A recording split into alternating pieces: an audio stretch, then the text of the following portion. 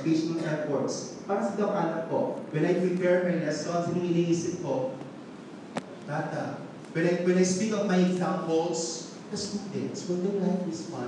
When I think of the questions I will ask them during discussion, will they like it? Will they be able to respond? If I prepare, of course, the handouts, I always ask, magbabayad kaya sila? Ano ganun? I always ask. Kasi pag ginagbayad ka, talo ako. Yes or no? So you've got, of course, to think now of your students. And no wonder, you always say, you've got to facilitate their learning. Look at the word facilitate. Facilitate in the classroom would simply mean make things easy for them. Ang tunay na guro, hindi nagpapahirap ng leksyon. Yes or no? Yes or no? Yes. Pero meron iba kung maraming bagsak, tuwang-tuwa. They are celebrating. Ay, ang daming bagsak. May load ako sa summer. Is that a celebration of teaching, a celebration of learning now? A good teacher makes things easy for the students. How many of you are reading Hannah? How many of you are reading Hannah? I love the issue, of course, last year, sometime in 2013. They, of course, issued now the me generation. These are your learners in the classroom. These are the kind of students we have in UST. One attribute of our students, the millennials are basically lazy people. Yes or no? Yes or no? They don't have, of course, the patience and the endurance, of course, we had before. Ang mga bata ngayon, remember, of course, during our time, when there is, of course, enrollment and there are, of course, notices posted on the bulletin board, we get hold of our pen, our notebook, and we meticulously, of course, copy everything. But now the students, when there are conflicts. Sign, laziness. Yes or no? Yes or no? Wala silang tsaka noon. So therefore, next, and your students now are entitled narcissists. Parang mga naman. Ay, ba nakating si Dean Vargas? But these are the attributes of our learners now. Reality now. Pakibasa ko. Go! Your students are no longer kids in basic education. No, with the exception of the high school group. Your students, college teachers now are no longer kids in education, or in the field. So therefore, your students do not need a behaviorist environment. So what do you mean by behaviorist environment? There is a stimulus, there is a response. When you ask a question, what do you expect from them? An answer, that's why we call it correct answer. God are the days of correct answers. Sa atin na nag-aaral tayo, sinabi ng teacher, ibigay ang 8 lalawigang kumakatawan sa sinag ng watawat ng Pilipinas. So, kita niyo ba rin of course the next one. Anong tanong ngayon? Ibigay ang mga member ng katipunan. Pag nag-check na ang teacher ko, na-memorize mo. Sabi ako, gabi? Ang talino? Is that the measure of intelligence now? Yes or no? No. Some students, of course, are not good in answer. They take note. The answers are found on the internet. Yes or no? Dating wala. Do not, of course, assume. One of the basic things I learned in Australia is DNA, not deoxyribonucleic acid. But do not assume. Please, do not assume. Okay, but assume ha, na walang pasok. Kasi pangbahaw sa amin. Do not assume. DNA. Take notes. Okay? Next. The cognitivist, of course, environment takes notes of what we call the correct method. Correct method now. These are, of course, we get to see problem-solving ability of our students. But in an OBE environment, what we want, of course, to see now is our students and our teachers are operating in what we call constructivist classroom, or meaning making. Pasimplihin ko, to give a concrete, of course, example now of behaviorist, cognitivist, and that of constructivist now. In constructivist, what are we supposed to do as teachers? Lead them to the right knowledge. Lead them to the right knowledge. Question. Is knowledge, of course, found in the book? Yes or no? Is knowledge also found in the internet? Yes. But should we challenge now our students, of course, to develop new knowledge? That's why we call it, of course, a university, for example. How many of your math teachers here? Math teachers? No? Math, can you answer the first question? So you're a high school teacher. What is the formula of computing for the perimeter of a rectangle? 2L plus 2B. 2L plus 2B. Question, is the answer found in the book? Yes or no? No need, of course, to exert efforts. Found in the internet, the book. Behaviorist? Behaviorist? Yes. There's time. What is the perimeter of a table that measures 7 centimeters by 5 centimeters? 70 centimeters. Question, is he good at problem solving? Yes or no? Because he made use of his own method. Take note of your students. Some of your students, of course, will be attacking the problem differently, but they arrive at the same answer. Pwede yan? That's what you call cognitivism. But in what we call constructivist environment in the university, your students must be able to see meaning in what we are teaching them. Yung bang tinuro sa lecture, yun ang nakita ang realidad. Sa clinical area, hindi malayo. Hindi malayo. That's why it's nice to have faculty members in nursing. We have some experience, of course, abroad. I've been, of course, a staff nurse, of course, for a considerable number of years. Kailan yung pang tanong ngayon? Sabi ng bata, Sir, I was able to get the answer when you asked the question that the perimeter of a table that measures 7 centimeters by 5 centimeters. But I'm just wondering, sir, is there such a table that measures 7 centimeters by 9 centimeters? If it does exist, where do I find it? If it does exist, how many people can be seated together in a 7 by 9? Yes or no? Question, is the example realistic? Can you make sense? Yes or no? Wala eh. Kaya sabi ng mga bata, sa praktikong iba, sa school ibang ginawa. In other words, we never made sense before our students. Tama? Pero sa isang teacher po na mahigpit, ang bata lang tanong, Sir, is there such a table that measures 7 centimeters? Sabi ng teacher, kung anong nakalagay dyan, computin mo! Sabi ng bata, nagtakalan lang sa mama. We are curtailing and we are killing now the creativity of our students. Ano yung assignment na to?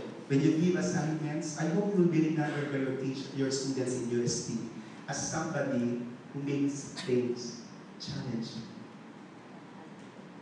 I'm a kind teacher, but when I discuss in the classroom, you have to think a lot. You have to produce and make sense of what I'm saying. That's why I always tell my students, why it makes sense? It makes sense. Sabi niya sa teacher, assignment for next meeting, college assignment. What is democracy?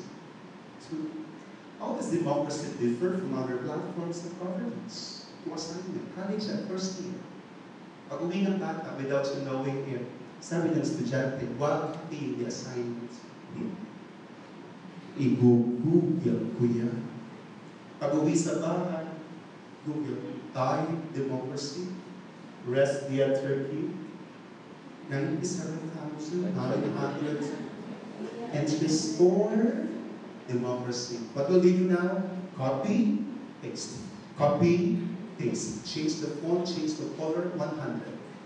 Question, behaviorist, cognitivist, constructivist. That's very behaviorist because the information of course found in the internet. But look at my assignment now. If I change it, if I'm the professor in the course, ito ang ating takdang aralin. Sa ating pagkatapos sa hapon ito, sulat lamang ang spili ng ating takdang aralin. Ipaliwanag kung bakit ang demokrasya ang hirap na isa kapuntahan sa mga lugar tulad ng Mindanao. Magbigay ng mga konkretong hakbang na mga aming gawin. Ito ang pinagdaan sa Pilipinas. Ang mga bata habang kumukopya ng kanilang assignment sa bila. Nasa Google kayo. That's why of course it makes sense. Yes or no? Teachers, your deans may not always be inside the classroom. But remember, the salary you will receive in UST is a point is your mirror now. To tell of course yourselves, am I doing justice to the salary of UST? Kung mataas ang sweldo, mataas dapat ang ginagawa. Yes or no? Yes. Mataas ang kalidad. That's why when I want Metro Bank, one of my innovations is Google versus Google. When you Google, what do? You exert effort. Correct? Nagsusulat ng ilan. Google, type lang yan sa internet. Example. Google.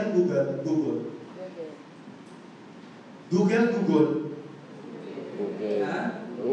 Google. So, hina isang sistema ng pamamahalaan ng ito. Sa paano para sa nagkalipa sa mga bansa sa Timog Silang Asya, mas matagumpay pa sila? Google. Kaya tayo ng paraan kung paano pinipila isang bayani. Google, the criteria, no? Choosing the national hero. Sa paraan binago ng tsunami sa bansang Hapon, yung panalawang pamamaligira. Google. Kailangan po, ang mga bata, paglabas ng classroom, dinudugo. That's constructivism. Gaano kalaki ang pinsanang dinulot ng Baging Sendong sa Cagayan de Oro at Kalapit Provincia? Google. Gamit ang inyong kaalaman sa disiplina magbagsak ng mga proyekto para sa mga naging biktima ng Baging Sendong.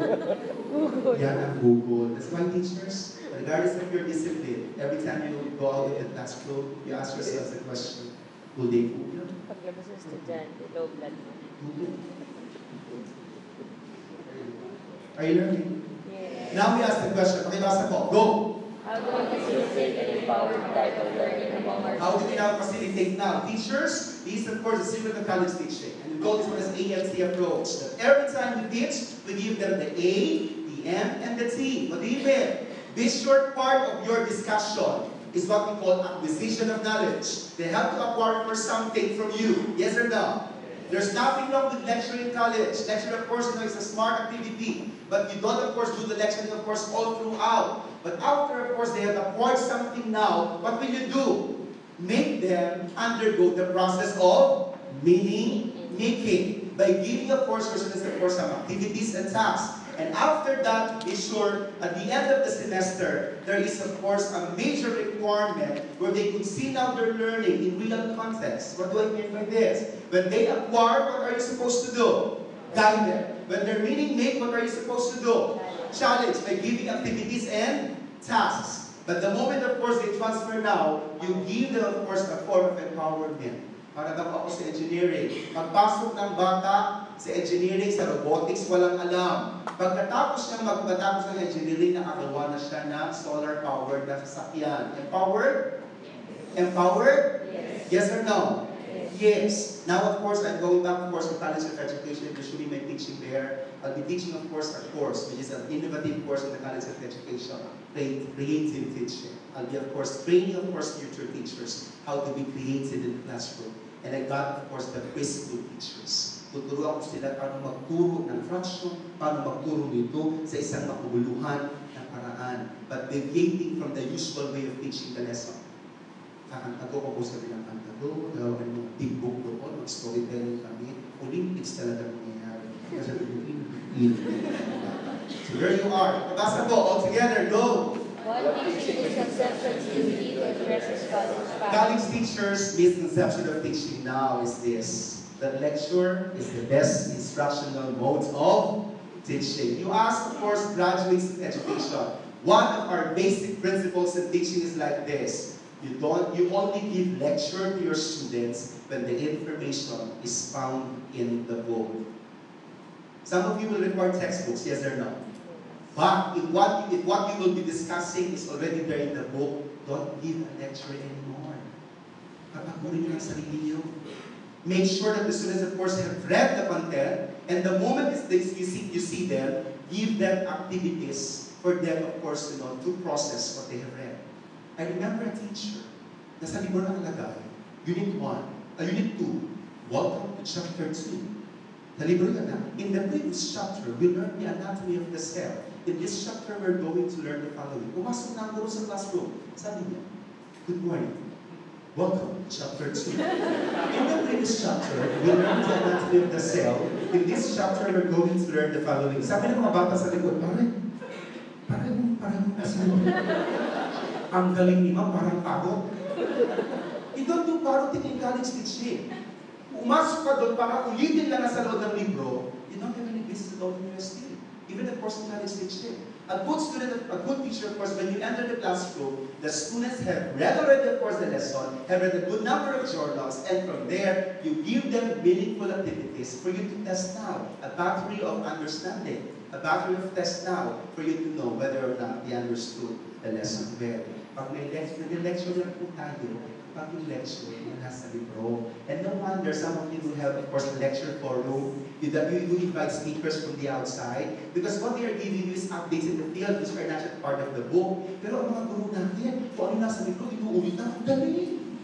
Feeling nyo, ang galing nyo, hindi kayo magaling. Ang tunay na guru, pinag-iisipan ang ibinibigay sa loob ng classroom. Even O'Hara once said, okay, basta po, go. Lectures offer the instructional tool of choice, forcing students to take notes and listen carefully. When you get bored, when watching, of course, a television program, what do? You change channel. how I wish in UST, the academic affairs, can give our students a fun enrollment, individual remote control. When they get to see one teacher, it's very boring. Ay, nakapatyan, mawala ka na. Time will come, who knows? Diyan kayo matakot na wala ako sa classroom. Uy, bakit mo yan? In-inject ako ng mga bata. In-inject ako ng mga bata. Kasi hindi ka magaling. Nagawa mo. Nakita ka na sweldo mo eh. Kung ang sweldo niyo po dito ay sweldo ng ibang pamantasan, halimbawa 5,000, baru-balan, okay lang. But you are being paid by the university in a very decent way. I'm telling you. The salary in university is very decent. I'm telling you. Very decent. Di ba ako mukhang decent? Ano like more? Yun po yan. Paano magturo sa college? Ito yan. One, there are of course instructional strategies. One, direct. Two, indirect. Three, experiential. Four, independent. The last one, interactive strategies. Now, when do you do direct instruction? When you would like the students now to acquire new knowledge, who's the one teaching? Who's the one teaching? The teacher. That's why you call it direct. And once you have provided them with the skills, and even of course with some information, can you now of course proceed to the indirect? What do you mean by indirect instruction now? Gradually, you involve them in the process. Parang sa nursing po, the teacher does the demonstration. Yes or no? And after that, the students of course will be guided in the process. They will be given of course return demonstration until such time you get to see them involving themselves in various activities in the clinical area. Correct? Pero meron mga guro, wala namang input. Involvement na. Good morning. Get one whole sheet of pad paper. Sir, wala akong nalidiscuss. Get one whole sheet of pad paper. Can't! Sabi mga bata, hindi. What I learned in education is inductive method and deductive method. Although some teachers have changed the inductive and deductive and they call it seductive method. Please naman, huwag naman kayong manindak ng mga bata sa UST. Ito yan. After involving themselves, what do? Give them the experience. And no wonder in nursing, they have the RLE, wherein they are not after the product. They are also after the product, but they are more of the process. How many hours? 2,000 plus hours in the clinical area. There. You also give them independent study now, wherein who will take the initiative? The students. And then, can you also do some group works? Can you also do some brainstorming? Yes. Why? You would like to develop social skills. How many of you are math teachers in college? Or engineering faculty members? Is it possible in engineering, after of course doing something, of course calculating something now, can they possibly of course form a small group to discuss how they arrive at the answer? Yes or no? Yes, sabi ng coordinator, why are you doing the thing, this engineering course? Sabihin mo sa kanila ganito. Well, that particular course activity will develop in them social skills, purpose. Yes or no? Pero merong ibang mga teachers, they use group work to kill time. And they use group work when they have not prepared their lesson for the day. Magpasok ganyan, no? Good morning, count up by 5, please. 1, 2, 3, 4, 5. 1, 2, 3, 4, 5. All ones together, all twos together, all threes together, di ba? Manakafor na kayo mga bata. Ano kung gagawin? Okay, you work in the following, ha? Please be quiet. Pupunta lang ako ng faculty room. Hindi pa ako nagbe-breakfast. Kakain lang ako. Pagbalik mo doon, at the end, after 45 minutes, then you got paid by the university. When there are, of course, activities, monitor them in the process. Not only monitor them, monitoring, mentoring should always, of course, go together. Are you learning? Yes or no? Am I giving you, of course, some insights? Yes, good. How do you do, of course, the learning scaffold now? Look at this one. Which comes first? Activities or tasks? Ano mo nang binibigay? Activity or task? Ha? I'm a research teacher, but if I ask them, prepare a publishable paper. Task or activity? Our, of course, the session for the day is how to formulate a good research question. After, of course, formulating the research question now, of course, how do we write a good rhetorical framework? Activity. How do we write now, of course, a good of course, literature review? Activity. But the moment, of course, they put together all the skills in the activity, what do they have? task simply because activities are given if you want to develop skills. And tasks are given now to your students if you want to see their understanding. One, ano po po mga kapatid? If a student can produce a good thesis, is that a skill or understanding?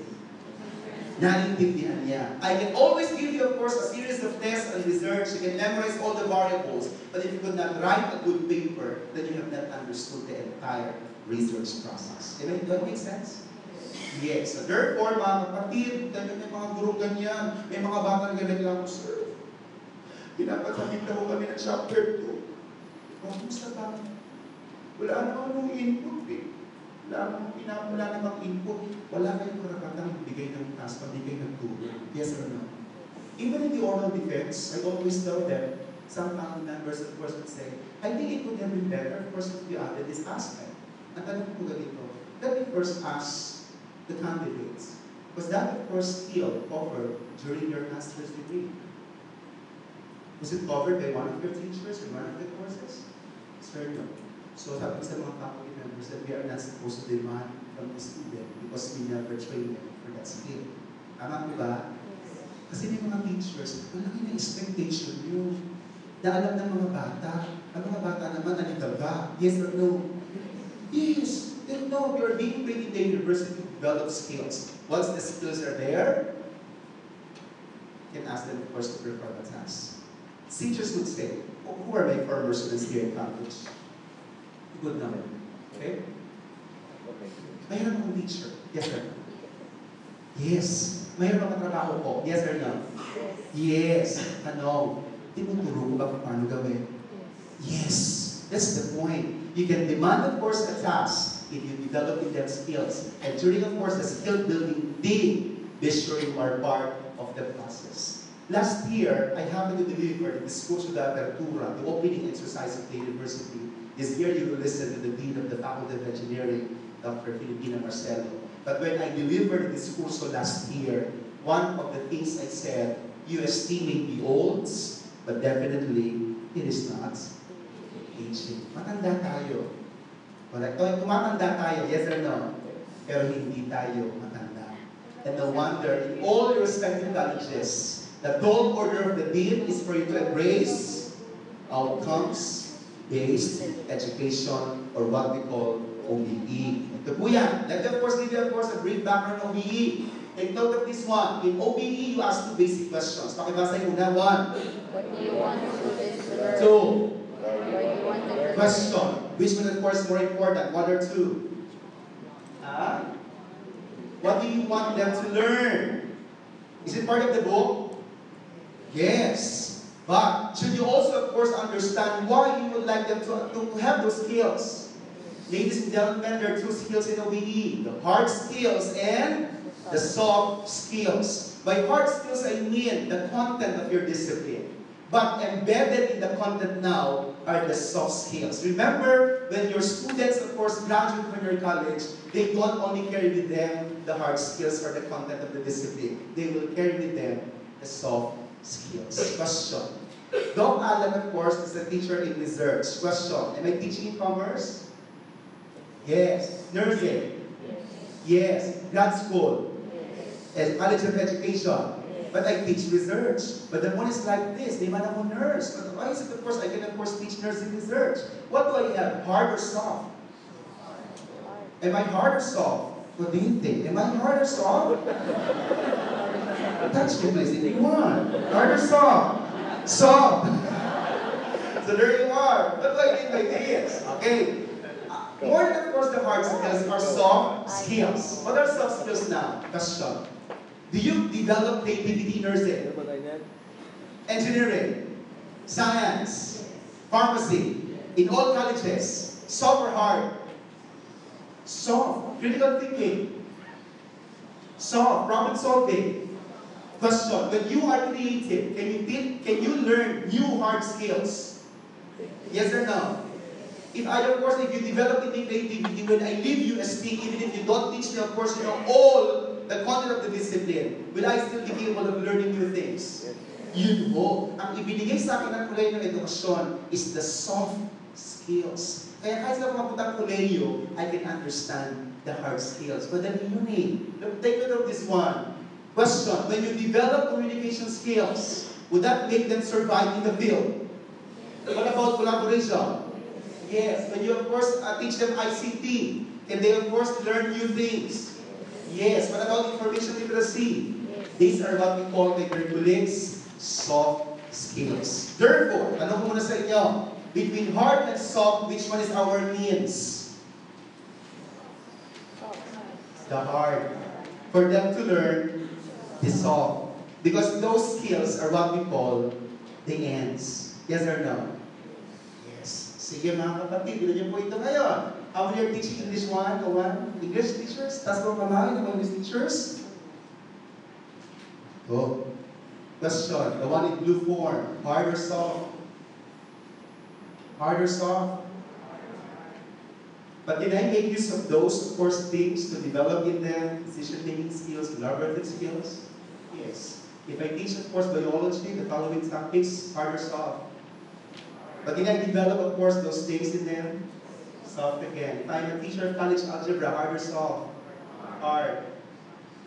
Sabi ng mga bata, yes, the content is there, but because of the activity given by the teacher, I was able, of course, to become more critical, very good in problem solving, and dadalhin po nila yung soft skills. Minsan nga po tayo ng mga profesional, lahat na natutunan sa koleyo, nakalimutan na natin, but the soft skills are still there. Yes or no? They've almost forgotten the nitty-gritty of the discipline, but the soft skills will always be there. If I'm a teacher of physical pharmacy, hard or soft? Hard. Sa mga hindi man pharmacy, hard talaga yan. Alam mo naman sa hospital, hard talaga yan. For those of you who are teaching cancer biomolecules, hard or soft? Very hard. And then, if I'm teaching clinical hematology, hard or soft? Yun ang problema sa mga teachers minsan ng UST. We concentrate too much on the hard, overlooking the soft. Why don't you hit two birds using one stone? Kita niyo. You ask them to make something. Can you possibly ask somebody, of course, to present it before the class? Pwede yan? May ginawang output, pinapresent mo. What soft skills are you developing? Communication skills. Sabi ng estudyante, thanks for the opportunity. Had it not been for the teacher, I will not be able to overcome my stage fright. Thank you so much. Pagpatay ka na, thank you so much. Oh. Now, that you are part of UST, now that you are part of UST, basta yun nakahirap na sa akin, ang hirap ng time ko, 3 to 5, yes or no? Yes or no? Yes. Sige, pero okay pa kayo? Yes. So how should we view now our learners? Our students are, not students, they are would-be. How many of you here have plans of calling your students as good morning nurses? Good morning teachers? Good morning engineers? Look at, of course, Cardinal Tabler. If you read, of course, in our statement in Yahoo, ano sabi niya? Why are you saying good morning? Well, in fact, better, of course, to say, the Lord be with you. Mas maganda raw yun. The Lord be with you. Now, of course, there's evil in you. The Lord be with you. Of course, morning. Well, in fact, God is your person of God, and then, there you are. Hanap kayo. Ito ngayon. Parang mga estudyante namin. Before po, ito yung mga minsan, no? With due respect po, yung mga bata, they are major in tourism. Nag-practical na. After one semester of practical, babalik yan sa college. Sabi ko, oh, kamusta? Naku, sir, tapos na po kami ng 500 hours. That's good. Sabi ko, what happened, sir? Magaling na po akong mag-Xerox. Ganon. Tinuro ba sa inyo sa College of Tourism ang pag-Xerox?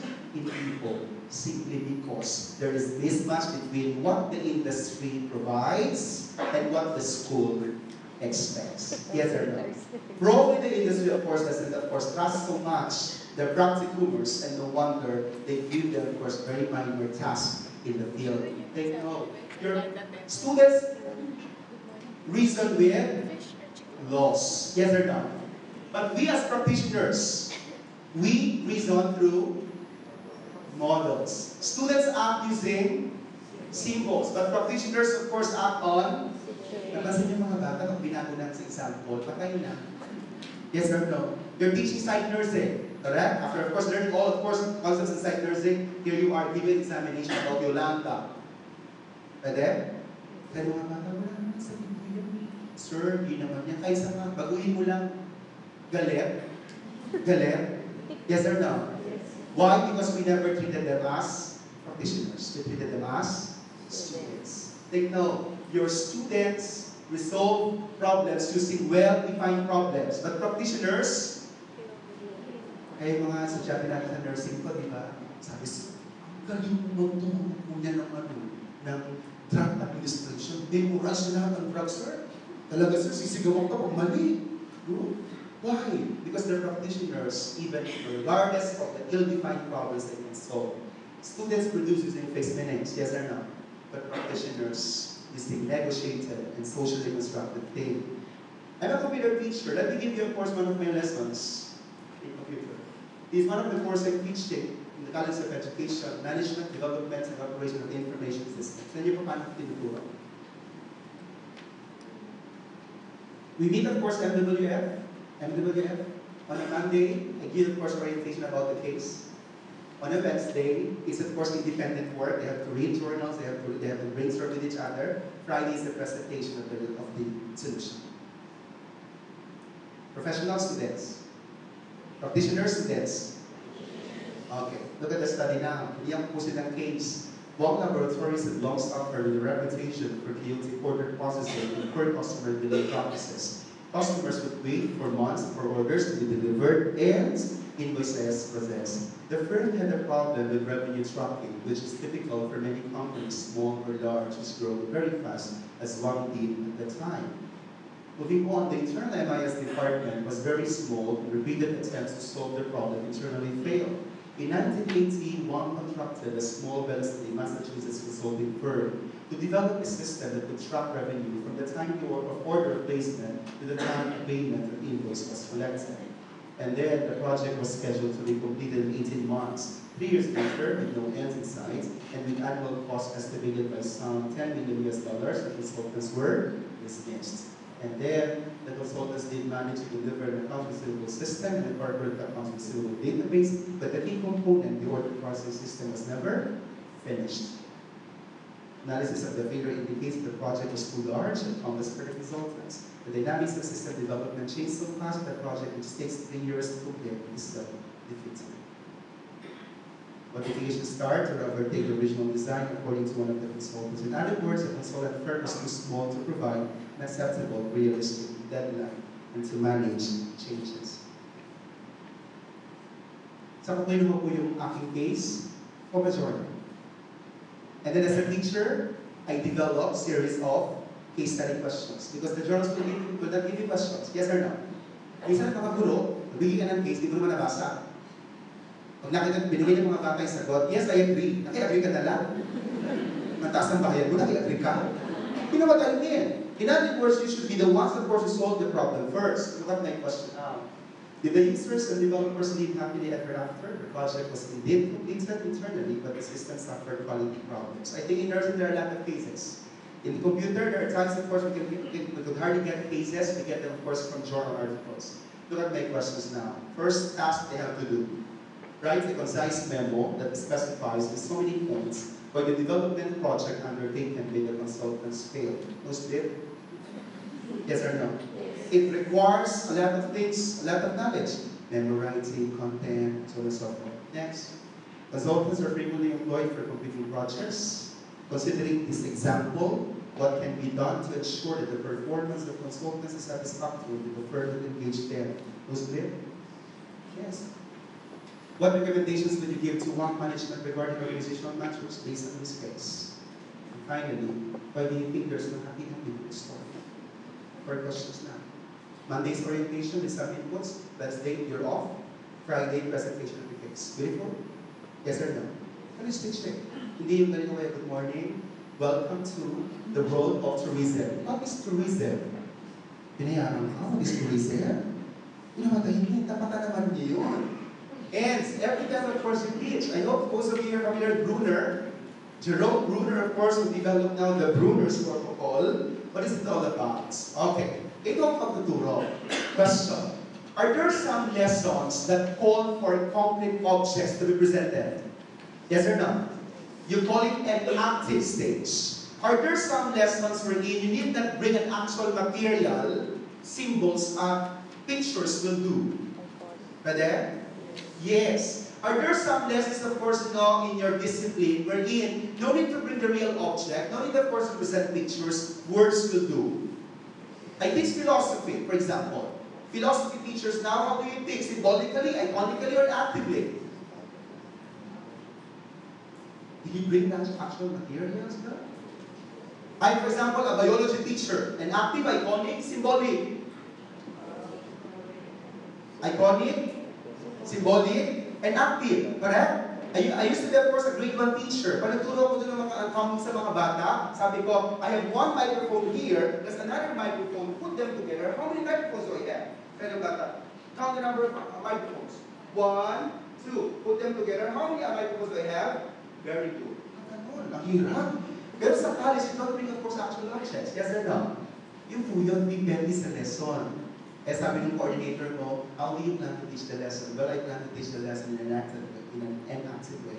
But tomorrow, I plan to have a symbolic way of teaching, words will do. But tomorrow, the next week, of course, I'll try to bring more pictures because I believe the lessons will be concretized using of course, pictures. Pwede? Okay, there you are. Tignan niyo po ito. Symbolic? Symbolic? Yes or no? Pero mga pictures na nagtuturo, walang, hindi nagsusulat, nakaupo lang, yes or no? Pero symbolic.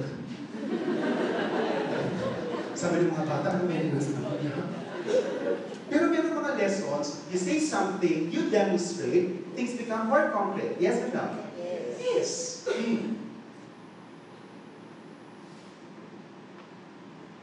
Inactive? Inactive? I make use of beings. Inactive? That's why as teachers now you ask yourself, this is the lesson for tomorrow. What is the best way to teach this? Inactively? Iconically? Or symbolically? Sabi ko, hindi ako nag-prepare. Kaya hindi ko memorize siya. Nung college ako, yung teacher, nagalit. Kaya tomorrow, nagalit din ako. That tradition continues. Are you getting my point? Yes. Sige niyo po. Kailan niyo po ito ngayon. I'm also teaching mathematics research in the College of Education. And look at my, of course, how do my teachers teach math? What they do? I trained myself first in Louisiana, not in USA, Louisiana, Laguna. Louisiana, Laguna. Not Louisiana, USA.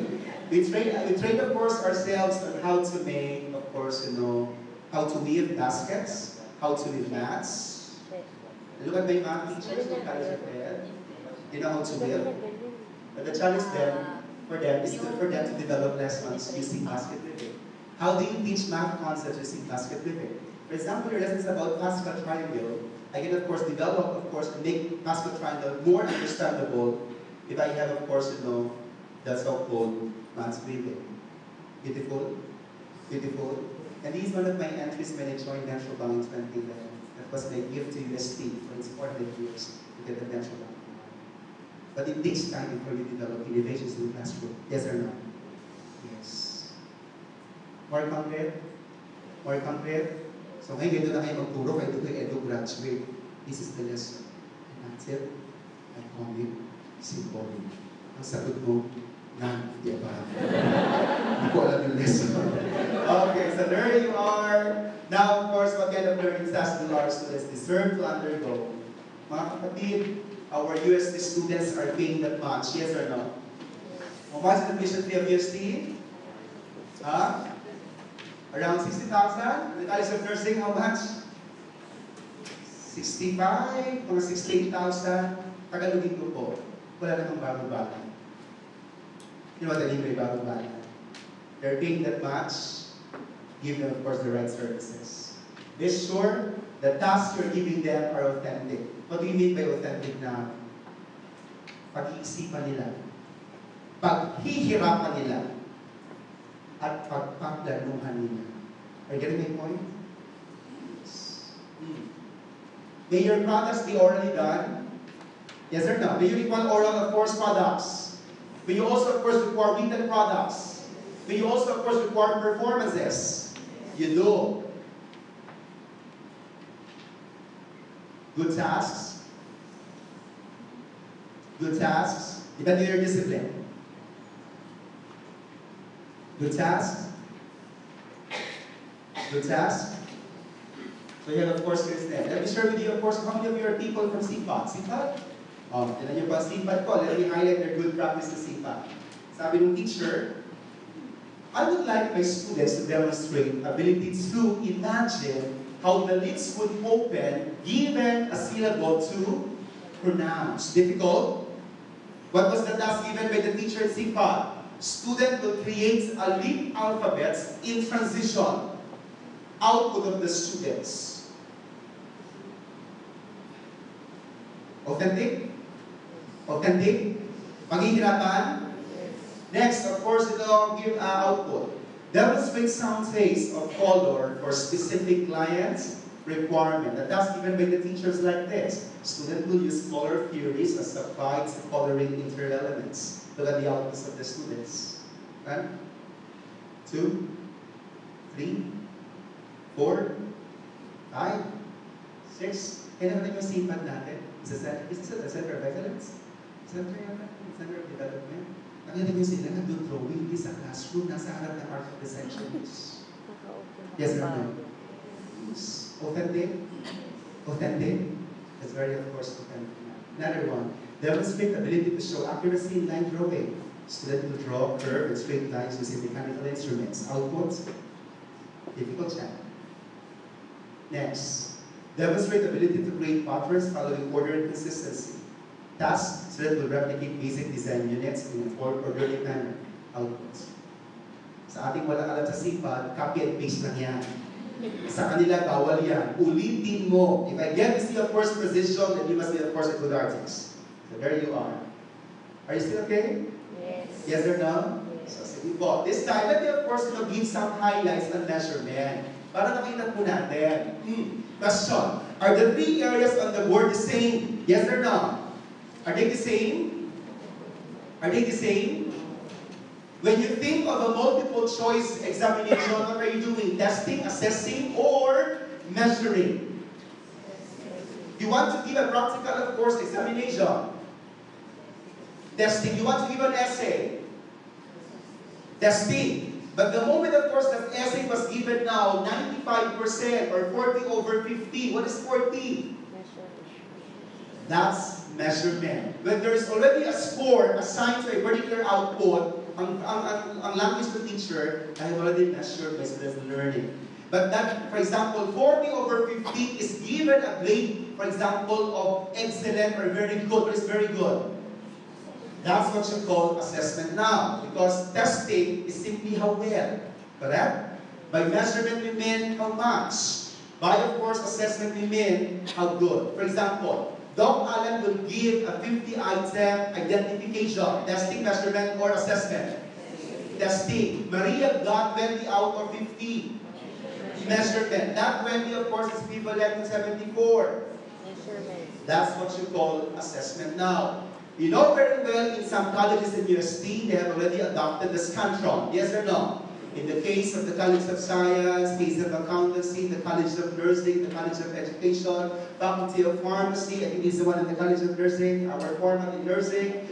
Yun po yun, ginagamit natin yan. But many teachers, of course, imagine nyo po, but many of the examinations produced by our college teachers don't deserve to be called as college tests. Tignan nyo po, isang test sa college, nakita ko. Determine which unit the following texts are taken from. Himala. Unit 8, Unit 9, Unit 10, Unit 11. Ano? High or low level question? That's a low level now. Correct? Look at the next question of the teacher now in the same examination. Fill in the blanks. On days like this, it is easy to be elementary, high school, college. But you're teaching in college. And you call yourselves professors. High or low? Low. Is that that? A family in which the wife, mother, and husband, father share power and allow their children to participate in family decisions. High or low? That's, of course, very low. The next one.